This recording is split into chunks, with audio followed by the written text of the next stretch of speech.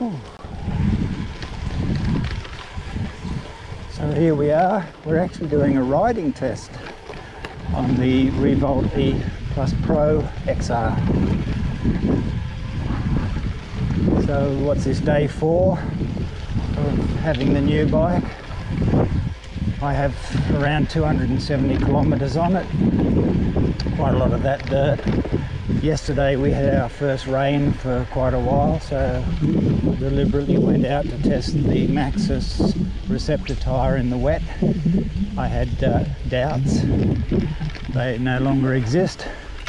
I am absolutely gobsmacked at how the tyre had amazing braking grip and indeed cornering grip, considering it doesn't appear to have any tread depth. It doesn't mean I'm going to bet my life on them, however I'm a lot more confident with them, especially after the first day where I did an 85k run in the bush, and by bush I mean Australian bush. I'm not talking manicured roads like you see in the promotional videos. I'm talking bush. I'm talking torturing the tyres over sections of track where it's in the low-lying areas. So what they locals here do is they fill the roads with, or fill the tracks with, broken bluestone, fist-sized rocks, sharp edge. And my previous Revolt E Plus Pro with the crosscut Revolt E tyre, I tested those by sitting on about 20 kilometres an hour over the sharp rocks, and they didn't get a mark or a bruise or a cut.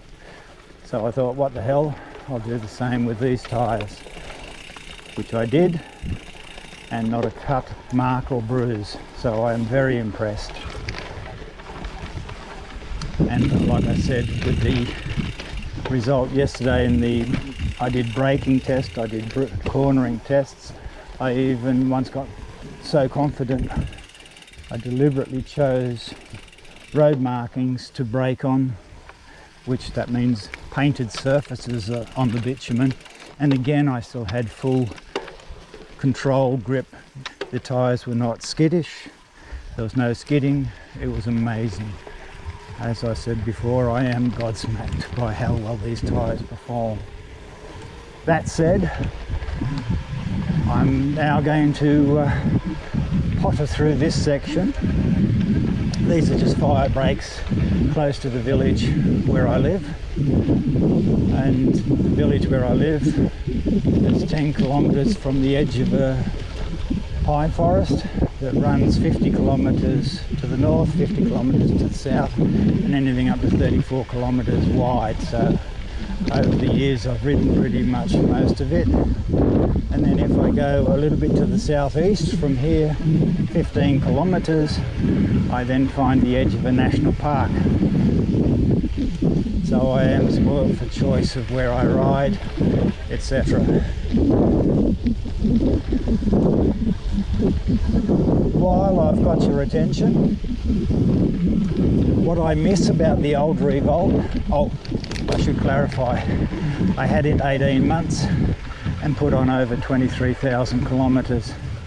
So if I give an opinion, it's not an armchair opinion, it's a bloody flat ass on the bike opinion. So here we go. What I miss about the old bike was the dashboard. I loved having all that data and it was so useful. This one doesn't have a dash, as I've mentioned before in the other videos. So that means I have to ride with the GPS to give me any of the information I'd like. I have tried the smartwatch with the running the cycling exercise app, but I find it, I do long rides. I can do an 8 to 10 hour ride, and I find that really sucks the life out of the battery of the watch, so I'd rather not use it for that. So where were we? The data. Ooh, another thing. The old bike, when you went into the ride control app, it would give you bike details. It would tell you the battery state, not the charge, the state. It would tell you the condition of the battery, and it will give you a lot of other good information. However, with this bike, the bike details do not appear in the app. You cannot find them. I also have this GPS, which is ANT and Bluetooth and all that. It can't find the bike. I've also had the eTube Shimano apps. They can't find the bike. The only thing that can find the bike is the ride control app from Giant. So that's a little bit of a concern. I have been told that if I want to do any tuning on the Shimano gears, I have to get something else to add to the bike and have it installed. That I'm not impressed about, because I do long rides out in the bush. I can be 50-60 kilometers an hour distance, I should say. I'm an old man, forgive me. I can be 50 to 60 kilometers distance into the Australian bush, away from home, riding in isolated places. Some of them are so isolated, clearly there's no phone signal, and there are some places where I lose all GPS signal for some reason, and that includes the Russian satellites. So I really do like to be independent and be able to look after the bike if something goes wrong. Although people keep telling me with the Di2 nothing should go wrong unless I drop the bike, or when you ride in places like this, the biggest fear is your tyre's going to flick a stick up that'll get in there and bend something, and then that's a long bloody way to walk home. So where are we up to? New bike. I love a lot of the features, especially the power changing switches on the left hand hood.